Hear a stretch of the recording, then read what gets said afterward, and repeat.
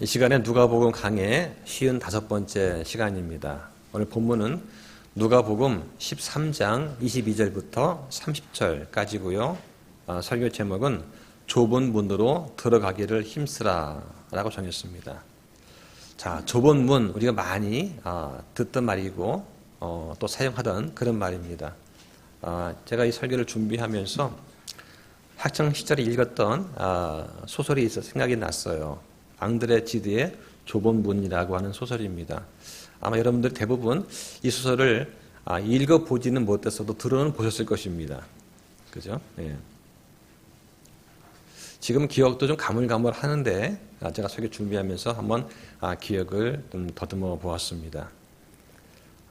이 좁은 문이라고 하는 소설은 앙드레 지드라고 하는 프랑스 작가가 썼습니다. 1909년도에 나온 작품이에요.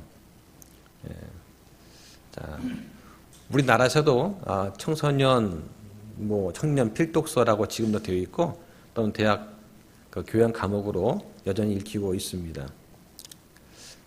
그런데 이 소설이 처음 나왔을 때 과거에는 어떤 믿음이란 이런 것이다, 신앙의 이상주의의 교본처럼 읽혀지던 그런 책이었지만 지금은 그냥 심리소설 또는 어떻게 말하면 자기 파괴적인 사랑 이야기다, 이렇게 볼 수도 있는 그런 소설입니다. 자, 왜 그런가 좀 이제 얘기를 드릴게요. 이 소설의 그 시대적인 배경을 보면 우리가 보통 책을 읽을 때 그 역사적인 배경 이건 보지 않고는 읽거든요. 근데 이걸 좀 이해를 해야 됩니다. 시대 배경은 뭐냐? 프랑스가 과학과 산업이 급속히 발전하면서 합리주의와 진보적 낙관주의가 팽배하는 때였습니다. 정신적으로는 공허하면서도 전통적 가치가 붕괴되던 그때에 등장한 소설이에요. 그러니까 경제적으로 잘 사는 법은 늘어났는데 왜 사는지 모르는 그런 상태가 되었던 그 시절입니다.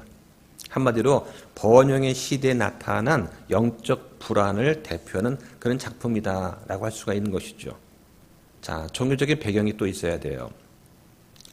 이 좁은 문이라는 소설이 출간되기 한 4년 전 1905년에 프랑스에서 정교 분리법이 실행이 됩니다. 그러니까 국가적으로 가톨릭과 결멸하던 시기예요. 그러면서 국가가 교회의 재산을 몰수하고 공교육에서 종교를 축출하면서 성직자가 어떤 공적인 권위를 상실하는 그런 때였습니다. 자, 또 사회적으로는 어땠느냐? 니체가 1900년에 사망합니다. 그러면서 신은 죽었다라는 그런 선언이 그 당시 지식인 사이에서 아주 깊이 침투하던 때였습니다. 신은 죽었다, 이런 말이 그때 등장한 거예요. 그 당시 지성인들은 신을 부정합니다. 하지만 도덕은 포기하지 못하던 그런 상태였다 하는 것이죠. 이 맥락을 좀 이해하셔야 돼요. 그리고 나서 이 소설을 봐야지 제대로 와닿습니다.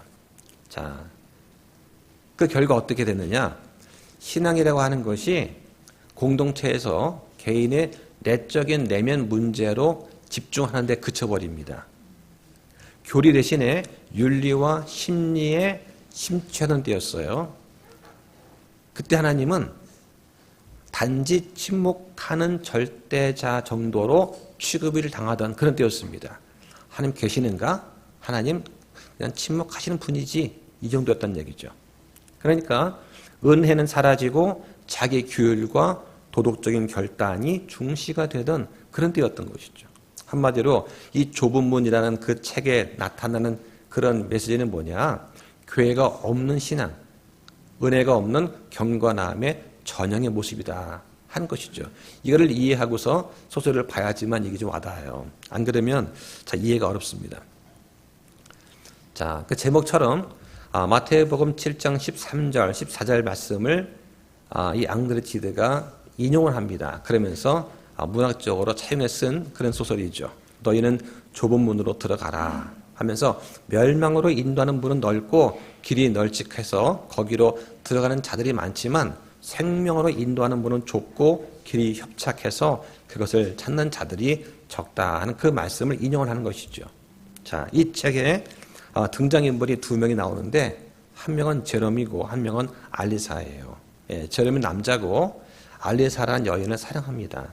자, 근데 이 알리사가 어떤 인물이냐? 신앙적, 도덕적 완벽함을 추구하는 그런 여성이에요. 예, 그 당시에 어떤 신앙의 표본이라고 할 수 있겠죠. 그래서 그 이야기는 뭐냐? 예, 이 좁은 문이라고 하는 것이 거기 나오는 주인공 두 명이 서로 사랑하지 않는 게 아니에요. 너무나 사랑하는데 문제는 너무나 완벽한 사랑을 추구하는 나머지 의롭게 되려고 막 노력을 합니다. 그런데 결국 아무것도 성취하지 못한다는 그런 이야기예요. 거기 등장인물 이 알리사는 좁은 문을 추구하는데 어떻게 그걸 이해하는가? 성경에 나와 있는 좁은 문을 어떻게 이해하는가? 자기 절제, 금욕주의, 자기 희생으로 이해를 합니다. 그러니까 이 주인공은 어디서 가느냐? 사랑과 결혼조차도 자기의 영적 성장을 방해하는 장애물로 보는 겁니다. 내가 누구를 사랑하게 되면 그럼 내가 하나님을 덜 사랑하는 거 아닌가? 난 결혼 못해. 그런 거예요. 결혼해서 행복하게 살면 이거 안 되는 거 아닌가? 금욕해야지, 자기 절제해야지. 어떻게 내가 사랑과 결혼할 수가 있어? 하면서 이 알리사는 사랑하는 제롬과 결혼을 거부하는 것이죠. 나중에 병들어 죽게 됩니다. 그때 이 남자 주인공 제롬이 그녀의 유품을 정리를 하는데 그때 유품에서 일기장 같은 노트가 발견이 돼요. 이 노트를 읽어보는 겁니다. 그러면서 이 제롬은 이 알리사를 이해를 하게 되는 것이죠. 우리는 이해 못합니다. 도저히. 예. 그래서 이 제롬은 그 노트를 딱 보니까 내가 사랑했던 그 여인은 나를 사랑하지 않은 게 아니라 의도적으로 사랑을 거부했다는 걸 알게 됩니다. 왜 거부했느냐? 신앙적인 자기를 희생하고 금욕을 지키고 좁은 문으로 들어가는 것, 이게 좁은 문을 실천하는 그런 것이다라고 착각한 거예요. 이걸 알게 되는 것이죠. 그러니까 이 소설이 수십 년 전에는 명작으로 불렸을지 모르지만 지금 이 시대에 이 책을 읽고 공감할 수 있는 젊은이는 아마 거의 없을 것입니다. 여러분 그렇지 않습니까? 내가 사랑하는 그 사람을 하나님보다 더 사랑할 수 없어서 그를 버린다는 거예요. 이게 이해가 됩니까, 여러분? 예. 근데 이런 것들이 그 당시에는 아마 팽배했던 그런 사상이 아니었는가 싶습니다. 그러니까 이 앙드레 지드가 말하는 좋은 문은 어떤 거냐? 자기 부정하는 것을 극단적으로 표현한 겁니다. 그러기 위해서 모든 인간 관계를 다 끊고 고립과 죽음으로 들어가는 그 문이 좁은 문이다 라고 본 거예요. 하지만 성경에서 말한 좁은 문은 뭐냐? 오직 예수 그리스도만이 유일한 구원의 문이다. 따라서 좁다는 것이죠. 그 길은 협착합니다. 하지만 생명을 인도하는 그 문이기 때문에 그 문에 들어가면 영원한 생명을 얻는다 하는 것이 성경이 말하는 좁은 문이에요. 자, 우리는 지금 어떤 길을 걸어가고 있습니까? 한번 생각해 보기 바랍니다. 지금 우리는 선택의 시대에 살고 있습니다. 길이 많습니다. 정보가 넘칩니다. 교회도 많고 설교도 많고 신앙의 형태도 무척 다양하죠. 자, 그런데 이상한 것이 있어요. 이렇게 선택지는 참 많은데 확신은 줄어들었습니다. 많은 사람이 이렇게 말합니다. 어차피 다 비슷한 거 아닙니까? 마음만 진실하면 되는 거 아닌가요? 왜 그렇게까지 좁게 봐야 됩니까? 자, 이런 것이죠. 바로 이런 지점에서 주님께서 우리한테 불편한 말씀을 하십니다. 너희는 좁은 문으로 들어가라고 하는 거예요. 주님께서는 이 길을 넓히지 않으셨습니다. 오히려 문이 좁다고 하셨고 찾는 자가 적다고 분명히 말씀하셨죠. 자, 오늘 본문에 누가복음 13장 22절부터 30절의 말씀은 이런 질문을 가진 사람한테 주님께서 직접 대답하시는 그런 말씀이에요. 그런데 이 말씀을 아무렇게나 적용하면 위험한 본문이기도 합니다. 왜냐하면 이 말씀은 교회 시대 성도한테 직접적으로 구원의 조건을 설명하는 그런 말씀이 결코 아닙니다. 이 말씀은 예수님 초림 당시에 유대인들한테 주신 경고의 말씀이라고 하는 것을 기억을 하셔야 돼요. 자, 우리 이 본문의 말씀을 교리적으로 잘 구분해서 살펴보기를 원합니다. 자, 본문 보겠습니다. 자, 13장 22절에 보니까 그분께서 도시들과 마을들을 지나가면서 가르치시고 예루살렘을 향해 여행하고 계시는데 라고 합니다. 자, 예수님께서 누가복음 9장 51절 이후에 마음을 굳게 정하시고 예루살렘을 향해서 가고 계십니다. 예루살렘은 어떤 곳입니까? 십자가와 거절과 고난과 죽음의 장소를 떠올리게 하는 곳이죠. 주님께서는 그러나 방랑자처럼 떠도신 것이 아닙니다. 주님께서는 목적지가 분명한 순례자셨습니다. 성경은 사람을 두 부류로 나눕니다. 하나는 도망자와 방랑자예요. 하나님으로부터 도망한 사람들이 있는데 그들의 인생은 어떠냐? 목적이 없는 인생이다. 그들을 가리켜 성경에 뭐라고 합니까? 이 세상의 행로를 따르는 자들이다 라고 말씀을 하는 것이죠. 또 하나는 나그네와 순례자로 분류를 합니다. 이들은 목적지가 아주 분명한 사람들입니다. 땅이 아니라 하늘을 향해 걸어갑니다. 그들을 가리켜 성경은 나그네와 순례자라고 말씀을 합니다. 예수님께서는 분명 순례자의 길을 가셨고 우리 역시 그분을 따르는 순례자들입니다. 자, 그 다음 9절에 보니까 그때 한 사람이 그분께 이르되 주여 구원받을 자들이 적으니까 하매 그분께서 그들에게 이르시되 합니다. 이 질문은 틀린 질문이 아닙니다. 역사적으로 봤을 때 구원받은 사람들은 항상 소수였습니다. 노아 시대 때는 전 인류가 타락했습니다. 몇 명이 구원받았습니까? 8홀만 구원받았죠. 노아와 노아의 아내, 그 다음에 세 아들 셈과 함과 야벳, 그리고 그 아내들 해서 8명만 구원받았습니다. 나머지는 다 죽었습니다. 엘리야 시대 때는 바알한테 무릎 꿇지 않은 자 7,000명만 남았습니다. 그 당시 북이스라엘 전체 인구를 대비해 보면 아주 극소수예요. 예수님께서 활동하실 때에 종교 지도자 대부분이 불신자였습니다. 군중의 대부분은 예수님을 십자가에 못 박으라 비쳤고 예수님께서 부활하신 후에도 그 한 곳에 모인 그 다락방에 모인 제자들은 120명 정도에 불과했던 것이죠. 이렇게 구원받은 사람은 항상 소수였습니다. 자, 근데 예수님께서는 뭐라고 하십니까? 그 숫자가 얼마냐? 여기는 관심을 두지 않으세요. 오히려 너는 지금 어디로 들어가고 있는가? 라고 물어보십니다. 자, 그 다음 9절에 보니까 좁은 문으로 들어가기를 힘쓰라. 내가 너에게 이르노니 많은 자들이 들어가기를 구하여도 들어갈 수 없으리라고 하십니다. 여기 보니까 좁은 문으로 들어가기를 힘쓰라. 여기서 조심하셔야 돼요. 이 좁다는 말은 어렵다는 말이 아닙니다. 구원은 쉬운 거예요. 예수 그리스도를 믿기만 하면 됩니다. 믿고 나의 구원자로 받아들이면 되는 거예요. 결코 어렵지 않습니다. 구원받기 위해서 많은 헌신과 많은 수고를 해야 되는 것이 아닙니다. 좁다는 말은 그 길이 하나밖에 없다는 뜻이에요.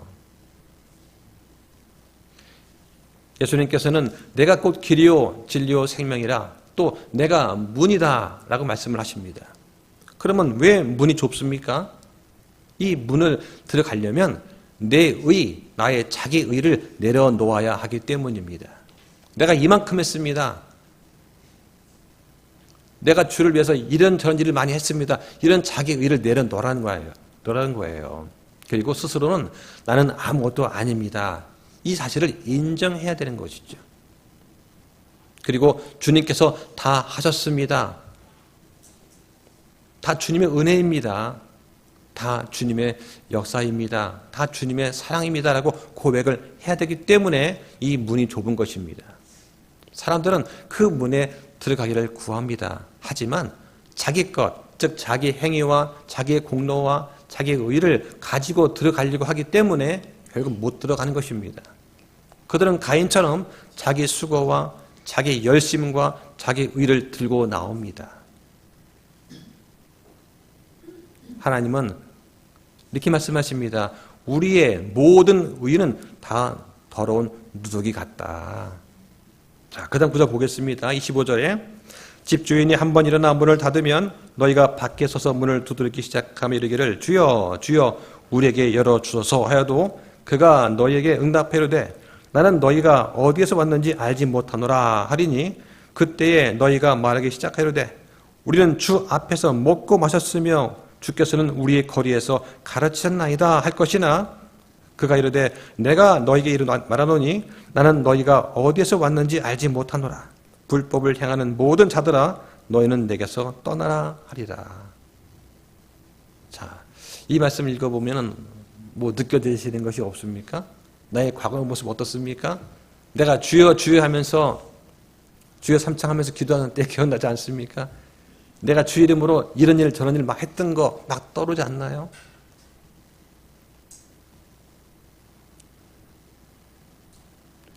우리가 주님 말씀을 들었지 않습니까? 주님 앞에서 우리가 먹고 마셨습니다. 아, 주님 그때 거리에서 우리를 가르치셨잖아요. 제가 주를 압니다. 하지만 주님께서는 나는 너희가 어디서 왔는지 알지 못한다고 하시는 거죠. 이 얼마나 청천벽력 같은 그런 말씀입니까? 우리는 주 앞에서 먹고 마셨으며 이 말은 누구한테 해당합니까? 예수님을 직접 본 사람들이 있었어요. 예수님의 설교를 직접 들은 그 유대인들, 그러나 종교적인 특권을 가지고 자랑했던 그런 사람들입니다. 주님께서는 나는 너희가 어디에서 왔는지 알지 못한다고 말씀하시는 거죠. 자, 기억하셔야 됩니다. 이 말씀은 교회 시대 성도한테 하신 말씀이 아니에요. 이 말씀을 듣고 실망하실 필요 없습니다. 왜냐하면 우리는 어떤 사람들이냐? 우리는 하나님께 알려진 사람들입니다. 디모데후서 2장 19절에 보면 하나님의 기초는 확고히 서 있고 거기에는 주께서 자신의 백성인 자들을 아시느니라 말씀합니다. 성도인 우리의 확신은 뭐냐? 내가 하나님을 압니다. 이게 아니라 하나님께서 나를 아십니다 하는 사실이 있는 거예요. 주님께서 재림하실 때에 우리 각자 이름 부르면서 얘야 이리 올라오너라 내가 너를 알고 있다 말씀하신다는 것이죠. 두 번째는 우리는 성령으로 봉인된 사람들입니다. 하나님의 거룩하신 영을 슬프게 하지 말라. 그분에 의해 너희가 구속의 날까지 봉인되었느니라. 봉인됐다고 말씀합니다. 그 봉인은 하나님 외에는 아무도 뜯을 수가 없어요. 그 어떤 사람도 그 누구도 마귀나 마귀들도 이 봉인은 결코 뜯지 못합니다. 세 번째는 우리는 절대 버림받지 않습니다. 히브리서 10장 5절에 너희 행실을 탐욕이 없게 하고 너희 가진 것들을 만족하라. 그분께서 이르시되 내가 결코 너를 떠나지 아니하고 너를 버리지 아니하리라 말씀하십니다. 이 말씀은 하나님께서 모세와 여호수아 다윗한테 주셨던 그 말씀이에요. 성경에 4번 나옵니다. 자, 이 말씀을 바울이 신약 성도 개개인한테도 적용해서 알려준 말씀이죠. 따라서 이 본문에 있는 말씀, 나는 너희가 어디서 왔는지 알지 못한다. 이 말은 교회 시대 성도가 아니라 환난 때 유대인들한테 주신 말씀. 그리고 끝까지 견디지 못한 그런 사람에 대한 경고의 말씀입니다. 이걸 잘 구분하셔야 돼요. 자, 그 다음 보겠습니다. 28절에 너희가 아브라함과 이삭과 야곱과 모든 대언자들은 하나님의 왕국에 있고 너희 자신은 쫓겨난 것을 볼 때에 거기서 슬피 울며 이를 갈미 있으리라. 자, 여기서 표현이 갑자기 바뀌죠. 하나님의 왕국에 있고 누가 있습니까? 아브라함과 이삭과 야곱과 모든 대언자들은 거기 있어요. 근데 이들에 비해서 유대는 어떻습니까? 유대인은 하늘의 왕국만 바랬습니다. 하나님의 왕국은 원하지 않았어요.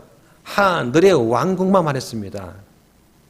그래서 하나님께서 통치하시는 내적 영적 통치 왕국인 하나님의 왕국은 거부했던 자들이 유대인이에요.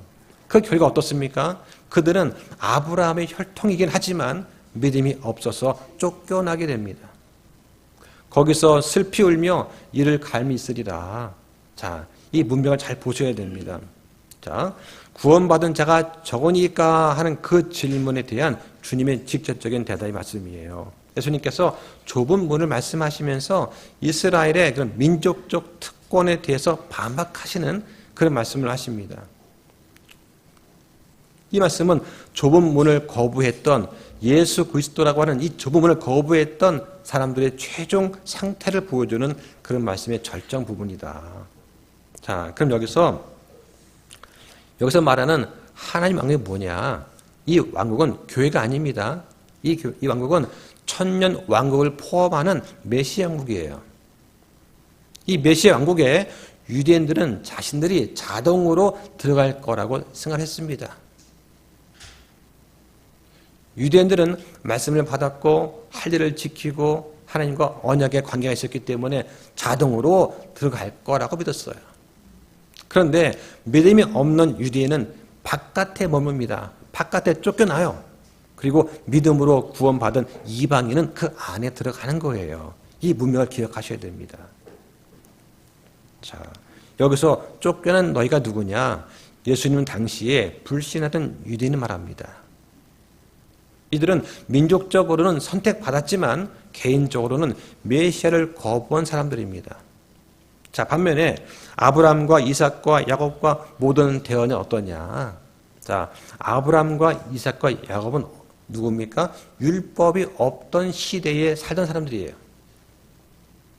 그죠? 모세의 율법이 주어지기 전에 살던 사람들입니다. 이들은 하나님의 약속을 믿음으로 의롭다고 인정하심을 받은 사람들이죠. 율법 이전의 시대에 살던 그 사람의 신앙을 대표합니다. 대언자들은 율법 아래에 있으면서 장차 올 그 왕국과 메시아를 증거한 그 시대를 대표하는 사람들이죠. 자, 여기 보니까 거기서 슬피 울며 이를 갈미으리라. 그럼 거기는 어디냐? 이 거기는 막연한 고통의 장소가 아닙니다. 방금 앞구절에서 묘사된 그러한 상황이 벌어지고 있는 현장이에요. 이 거기는 장차 안 믿는 삶이 가게 될 그 지옥의 불호수가 아닙니다. 이 거기는 메시아 왕국 바깥에서 예수님께서 재림하신 다음에 천년 왕국, 메시아 왕국에 임하게 되는데 그 왕국 바깥에서 그 왕국 안쪽을 바라보면서 배제당한 자신들을 한탄하는 그런 상태를 말하는 것입니다. 그들은 의식이 있습니다. 따라서 수치를 지금 느끼고 있는 것이죠. 아브라함과 대언자들이 그 왕국 안에 들어가 있는 것을 눈으로 보는 그런 자리예요. 그러니까 이 자리는 최종 심판의 고통이라기보다 왕국에 참여하지 못하는 그런 상실의 고통을 지금 말하고 있다고 하는 것입니다. 자, 다 정리합니다. 지금 이 누가복음 13장의 문맥은 어떠냐? 예수님께서 이스라엘한테 왕국이 임했음을 선포하십니다. 그런데 대다수가 회개하지 않습니다. 그 결과 어떤 유대인들은 혈통은 있지만 믿음과 회개가 없어서 왕국에서 쫓겨나고 제외가 됩니다. 그들은 왕국이 실제로 성취되는 그런 장면을 보지만 들어가지는 못한다는 거예요. 그래서 슬피 울며 이를 간다 하는 것입니다. 자, 이걸 잘 이해하셔야 돼요. 자, 그럼 왜 슬피 웁니까? 이건 후회하는 게 아니에요. 이건 회개하는 게 아닙니다. 슬피 운다는 것은 지역불 호수에서 우는 장면이 아니에요. 또 이해를 간다는 거 하나님께 대한 반항과 원망, 불평하는 그런 모습을 말하는 것입니다. 자신들은 왕국에 들어갈 줄 알았는데 쫓겨났기 때문에 이에 대한 분노를 표현하는 장면이에요. 지금 이 구절은 구원과 왕국 참여를 혼동하면 안 됩니다. 예. 불신자는 결국 나중에 불호수로 들어가게 되지만 이 본문의 말씀은 그 이전에 메시아 왕국, 천년 왕국에서 배제가 되는 장면을 지금 보여주는 거다 하는 것이죠. 자, 29절 보겠습니다. 그들이 동서남북으로부터 와서 하나님의 왕국에서 앉을 것인데, 자, 이 장면은 무엇이냐? 복음이 유대인에게서 이방인들에게로 넘어간 그 사건이 있었죠. 예. 그래서 성경에 먼저는 유대인에게요, 또한 그리스인에게로다 말씀을 합니다. 혈통과 종교적 특권을 가진 유대인들이 다수가 배제가 되고 전혀 예상하지 못했던 이방인들, 유대인들이 개와 대하지로 여겼던 그 이방인들이 들어오는 장면이 바로 이 13장 29절 말씀이에요. 그들이 동서남북으로부터 와서, 즉 전 세계에서 다 모여서 한 것이죠. 이 여기는 유대 땅 바깥에, 즉 이방인들을 포함하는 그런 말입니다. 자, 이 말씀이 또 어디 나오느냐? 시편 107편 2절과 3절이 나옵니다. 주께서 구속하신 자들은 이같이 말할지어다. 그분께서 원수의 손에서 그들을 구속하사 여러 땅에서 그 동쪽과 서쪽과 북쪽과 남쪽에서부터 그들을 모으셨도다 말씀을 합니다. 그래서 하나님의 왕국에서 앉는다. 이 말은 그냥 방문하는 게 아니에요. 메시아 왕국, 천년 왕국의 시민으로 참여한다는 것입니다. 마태복음 8장 11절에 보면 많은 사람들이 동서로부터 와서 아브라함과 이삭과 함께 하늘의 왕국에서 앉는다라고 분명히 말씀을 합니다.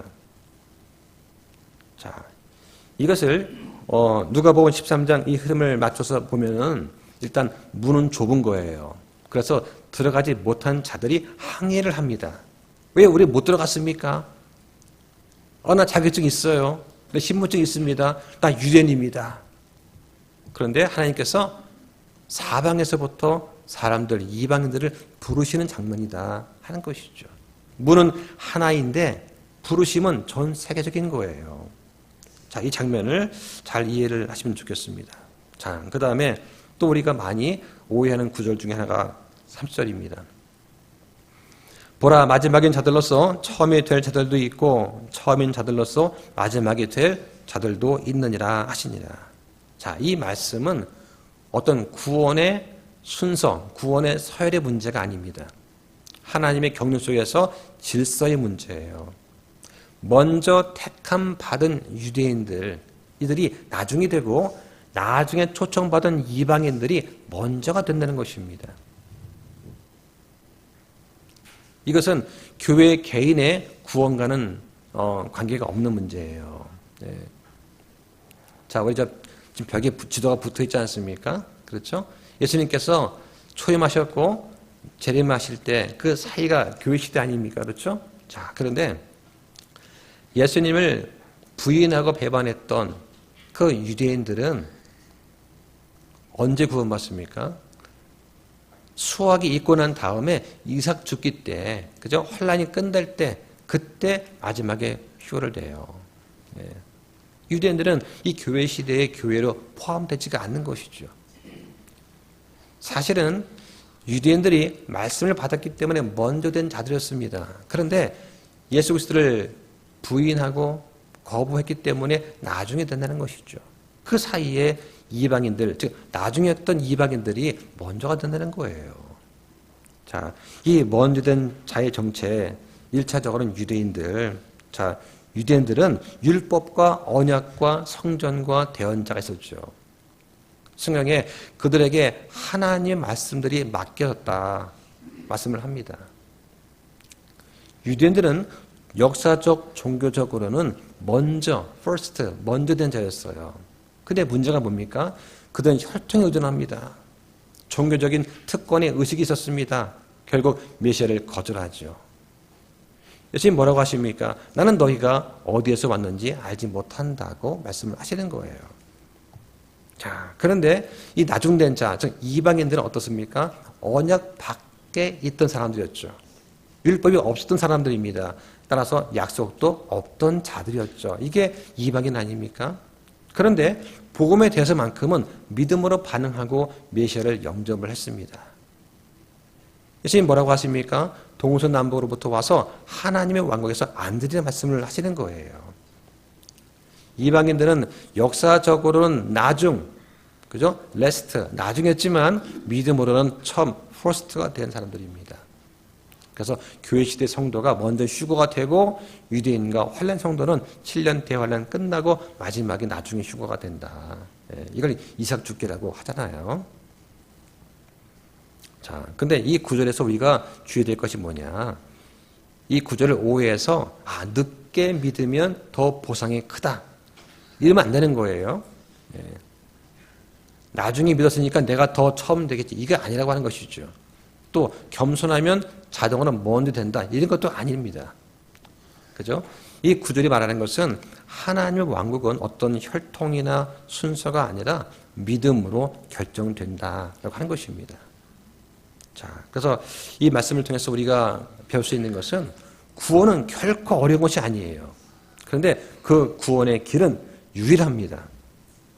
종교적인 친숙함이 구원을 보장하지 않습니다. 모태신앙입니다. 내 교회에서 옛날 장로였어요. 집사였습니다. 권사, 권찰이었어요. 이거 다 소용없다는 것이죠. 제가 교회를 30년 다녔습니다. 40년 다녔습니다. 이거 구원을 보장하지 못합니다. 자기 의를 내려놓는 것, 이게 가장 큰 힘든 일입니다. 가장 큰 걸림돌이에요. 우리는 결코 도망자가 아니라 순례자입니다. 또한 우리는 유대인을 멸시하면 안 됩니다. 모든 은혜는 그들로부터 왔기 때문에 그렇습니다. 자, 말씀을 정리하겠습니다. 우리는 지금 어느 문 앞에 서 있습니까? 행위를 통해서는 결코 구원을 이룰 수 없습니다. 여러 종교에서는 금욕과 자기 절제와 고행이나 수행이나 선행을 통해서 행위 구원을 말하지만 성경은 그런 혼합된 신앙과는 완전히 다른 유일한 구원의 길이 있다 말씀하십니다. 구원의 길은 오직 하나, 예수 그리스도밖에 없다고 말씀하는 거예요. 교회 다닌다고 해서 자동으로 생명에 이르지 못합니다. 교회에서 내가 무슨 직분을 맡았다든가 헌금을 많이 했다든가 그렇다고 내가 구원받는 거 절대 아닙니다. 왜 좁다고 합니까? 힘들다는 것이 아니에요. 구원의 방법이 오직 하나뿐이라고 하는 것을 우리는 기억해야 됩니다. 여러 선택지 가운데 하나가 아니라 구원의 이른 유일한 통로가 있다. 바로 예수 그리스도를 통한 길이다 하는 것을 우리는 기억을 해야 되죠. 그 길은 유일하기 때문에 좁은 것입니다. 이 길을 가다 보면 가면서 압박도 있습니다. 핍박도 있습니다. 고난이 있어요. 그래서 좁은 것입니다. 주님께서는 이 문을 좁히셨지만 결코 그 길을 감추지 않으십니다. 그 문은 은혜로 통과하고 그 길은 믿음으로 걸어가는 그런 문이에요. 오늘 말씀 우리한테 이렇게 묻습니다. 나는 지금 문을 두드리고 있는가? 아니면 이 문 안에 거하고 있는가? 나는 내 것을 들고 가려고 하는가? 아니면 십자가만 붙들고 가려고 하는가? 이 좁은 문은 예수 그리스도 한 분입니다. 그분 안에 있는 자는 이미 들어온 사람이에요. 이 말씀에 아멘하는 여러분과 제가 되기를 바랍니다. 기도 마치겠습니다.